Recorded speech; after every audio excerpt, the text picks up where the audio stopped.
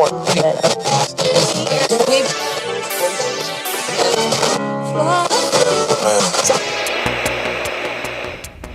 listening to Creeping Wave Radio, a documentation of our decidedly creepy escapades here at the Unaffiliated once the mics go off.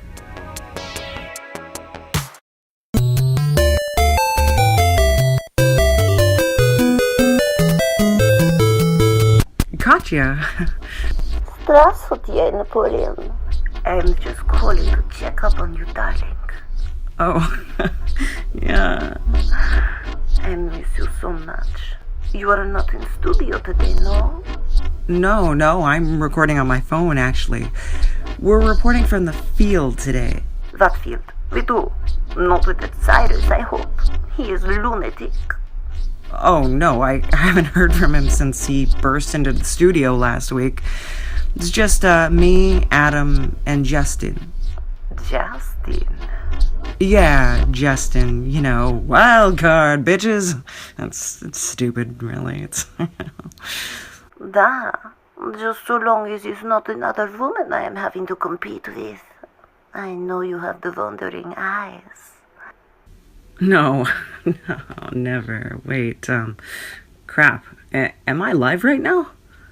Oh, jeez. Hey, Kat, I'm gonna have to let you go. Do svidonia, darling.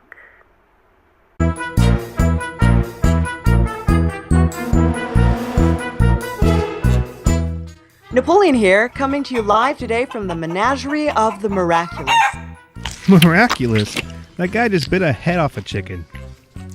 That's right, Justin, the Menagerie of The Miraculous, otherwise known as The Freak Show. Incorrect, Adam. Freak is a term reserved for human oddity acts, whereas the hungry gentleman's assault on poultry would fall under the classification of a wild man or geek show. The term geek possibly stemming from the Low German Geck, referring to one who is feeble-minded or socially inelegant. Yeah, sounds like someone we know. Seriously. Who's that?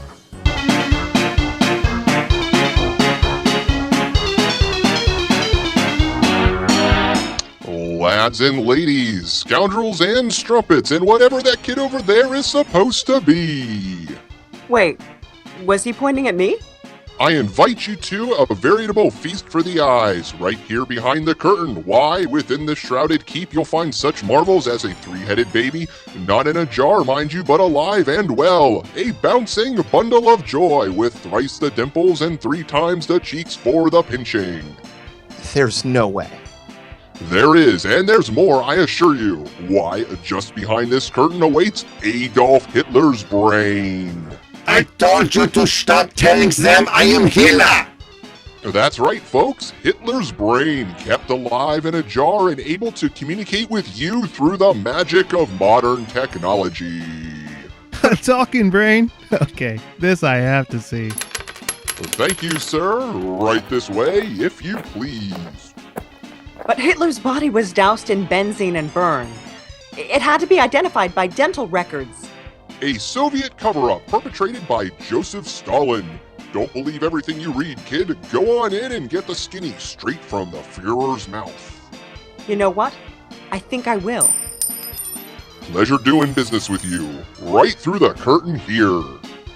I'll just wait out here. You're smart to stay behind there, son.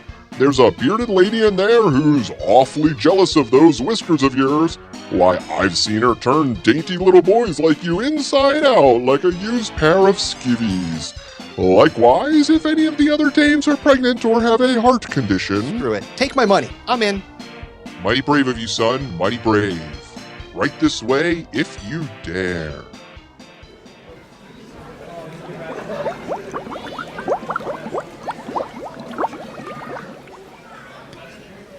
I told you, Justin, I am not Hitler. But let's say, hypothetically, if you were Hitler, Ja? would you have, hypothetically, reverse engineered a aircraft using extraterrestrial technology?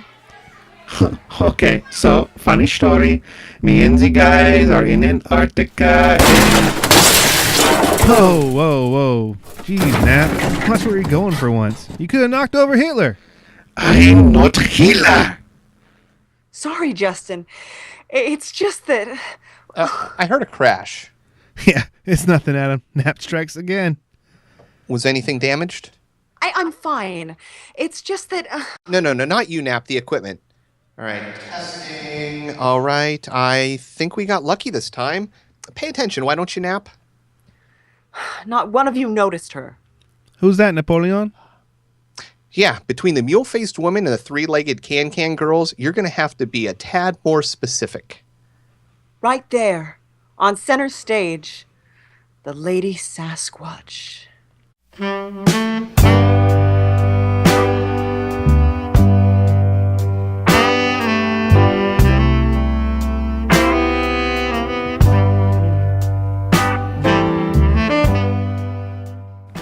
Oh, that is just Sugar, the monkey girl. Monkey girl. She's clearly a North American wood ape. That's not just any wood ape. That's the wood ape who saved my life. Oh, no, Nap. Please don't tell this story again. I beg of you, Nap, just don't do it. Try to go 5 minutes without trying to embarrass yourself again on the air. I'll never forget that crisp autumn morning.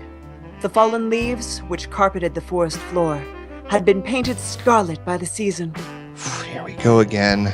Hey, you're the one that keeps inviting him. Holden Desmond, I am trying to listen. In those days, I made my way working as a videographer for home and garden shows. I was on assignment in the Appalachian Mountains, putting together a segment on the home of an eccentric southern billionaire. After paying for the expense of my travel, lodging, and securing a film crew, I realized my supervisor had neglected to allocate enough funds for my sustenance. So Steve, what now? Food. A quick trip to the local grocer allowed me to stock up on pudding cups, which would serve as my sole source of nourishment for the journey ahead. Specifically, the strawberry cheesecake ones. Those are good. I kept them in my glove compartment, where I might call upon them at a moment's notice. Unbeknownst to me, the steady diet of cheesecake had caused my blood sugar to rise to dangerous levels. Unbeknownst. How could that possibly be unbeknownst to you? While scouting the location we would be filming the next day, alone, I succumbed to my elevated blood sugar levels and fell into torpor in the woods. My English is maybe not so good. What happened exactly? He passed out from eating nothing but spoiled glove compartment cheesecake cups for a week. It was October, the height of deer season, and I could hear the hunters' rifles ring out in a booming choir all around me. Too weak to move, I feared how they might toy with me, should they come upon me in my diminished state. Just then came the rustling of leaves. Yes. Thank you, Adam. As I heard the crunch of leaves underfoot, I feared that this would be the end. To my surprise, however, this newcomer simply lifted my head into their lap and began caressing my hair. I could feel a course bristling beneath my cheek. And at first, I just thought this visitor wore furry pants. They were really popular that season. I became aware of a feminine musk exuding from my keeper. She was naked. I realized that this was indeed a woman, but not a human one. Are you sure? Them local hippie girls get kind of woolly in those parts. I'm sure, okay? She stayed with me all night, never once speaking to me, only offering her gentle, primal comfort. Others of her ilk came to join her. 3 smaller ones who I supposed to be her children scampered about and played in the pile of leaves nearby. In the morning, when I woke, I found myself once again alone. You ever think it was one of those Coyote Ugly situations where she didn't want the other Sasquatch to see her with a weirdly unhairy guy? She probably just sobered up. I made my way back to my car, only to find the door hanging open, and my remaining pudding cups smashed on the ground below, as if meant as a message. A message? Like what? Did it spell out, learn to make a sandwich, you jackass? The thing of it was, the keys were still zipped into my jacket pocket. Thank you, Nap. You've successfully bored our listeners and secured your place in history as the guy who smelled Bigfoot's snatch. Make fun of me all you want, but I know that's her, and I know she's too good to be stuck in a place like this. She's a mother, for Christ's sakes. Oh, don't worry about that. We'll all be getting out of here soon enough. What? What do you mean by that? No, nothing. Just a turn of phrase.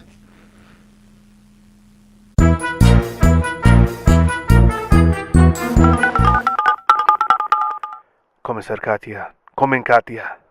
Da, Alexey. I am here. There has been significant development. You have located the cylinders, yes? Tapping that big stupid ladyboy's phone has been fruitful, yeah? Not yet. Damn it, Katya. You're wasting my time. On the contrary, Alexey. It seems that one of our former test subjects has survived, well, so to speak. What? Who? Barbarossa.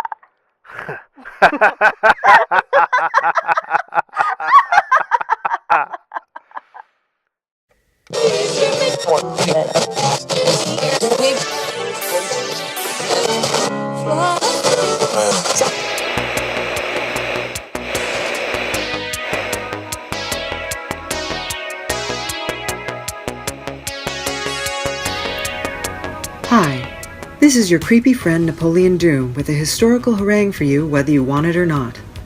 Many conspiracy theories have sprung up about what became of Hitler after the fall of the Third Reich.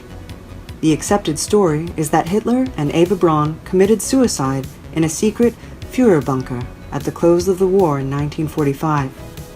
With the approach of the Soviet army, Hitler, it is said, took a cyanide pill and shot himself in the head for good measure. Death was preferable to capture and the punishment and humiliation exacted upon criminals of war. He would have been well aware of Benito Mussolini's fate. Execution alone was deemed too kind a fate for El Duce. Therefore, Mussolini's corpse was delivered to Milan, where it was promptly hung from a meat hook and desecrated by the people. Hitler certainly couldn't expect much better. Witnesses attest that the bodies of both Hitler and Braun were wrapped in a blanket and carried outside into a nearby garden, where the plan was to cremate them. Documentation even names Martin Bormann, the head of the Nazi Party Chancellery, as the man who carried Hitler's corpse. Unfortunately, the garden that was to serve as his crematorium had been rendered inaccessible by the constant barrage of war. Therefore, both Hitler and Braun were set down outside the bunker, covered in benzene, and set ablaze. His personal effects were collected for fear the Soviets might take them as trophies. When news reached the Soviet dictator, Joseph Stalin, the day after, he demanded to see the corpse. He needed to be certain that his adversary was indeed dead. On his order, covert investigations were conducted. Adding to the confusion was the fact that Smersh, a Soviet counterintelligence agency, who were the first to happen upon these bodies, didn't recognize them to be Braun and Hitler. They were given a burial in a nearby bomb crater. After a thorough investigation of the bunker yielded no corpus delicti, the Smersh operatives realized their mistake and dug up the bodies they had buried before. You can see where the floodgates for conspiracy might begin to give way after hearing a story like this. Indeed, the Smersh operatives kept the incident a secret from Stalin, uncertain themselves that they had the correct bodies. A subsequent autopsy and dental records relieved Smersh of their fears by supposedly confirming that these were indeed the bodies of Adolf Hitler and Eva Braun. However, these findings were kept from Russia's supposed allies in the West, raising speculation as to why. The answer would come 64 years later from the account of Vasily Christoforov, the head archivist of Russia's Federal Security Service. In 2009, Christoforov revealed declassified documents which described how, a month following Hitler's suicide, Smersh buried the late Führer's corpse again in a forest outside Rathenau. The body was again relocated 8 months later in a Soviet garrison in Magdeburg. Supposedly, This was to reunite Hitler's body with that of Eva Braun and the notorious propaganda chief, Joseph Goebbels. This wasn't the end of Hitler's travels, however. In 1970, the garrison that has served as Hitler's place of rest was decommissioned and relinquished to the government of East Germany. Yuri Andropov, the head of the KGB, feared that neo-Nazis might turn the site into some kind of macabre memorial. Ergo, he issued the order that the remains were to be burnt on a bonfire outside the town of Schönebeck, 11 kilometers away from Magdeburg, then ground into ashes, collected, and thrown into the Biederitz River. That would have been the end of the story, if not for the human penchant to collect souvenirs. It wasn't until 1993, at the fall of the Soviet Union, that the discovery of a partial skull with a bullet hole would be made. The skull was purported to be none other than Adolf Hitler's. The fragment had been on display in a Moscow museum, but its journey wasn't over yet. Archaeologist Nick Bellatone of the University of Connecticut flew out to Moscow. It was Benetole's intention to conduct a DNA analysis of the curious fragment and see if it was indeed Hitler. His conclusion was that the infamous skull was not Hitler's, but much more likely that of a middle-aged woman. The bone seemed very thin. Male bone tends to be more robust, Bellatone reported. Perhaps Hitler was just uniquely small-framed. Unlikely, as Bellatone's next bit of evidence reveals. These sutures, where the skull plates come together, seem to correspond with someone under 40. Well, Hitler was the ripe old age of 56 when he met his fate. Mayhaps this is Eva Braun. It would have been nearly impossible to recognize who's who from the charred and profoundly decomposed remains recovered. One charred body looks just like another, which raises the question, could this corpse be someone else entirely? Perhaps 2 German citizens were sacrificed, their bodies burned, to throw the Soviets off the trail of Hitler's escape. Or perhaps Joseph Stalin had decided death was too good for Hitler and sought to exact his own brand of revenge. They had been allies once. On August 23, 1939, Stalin and Hitler entered into the Molotov-Ribbentrop Pact, a non-aggression pact between Germany and Russia, which lasted nearly 2 years. It wouldn't be until Hitler's Operation Barbarossa that the pact would be broken. Despite receiving daily shipments of Russian goods, Hitler wanted more. He decided to launch an aggressive invasion of Russia, betraying Stalin utterly, with the largest invasion history had ever seen.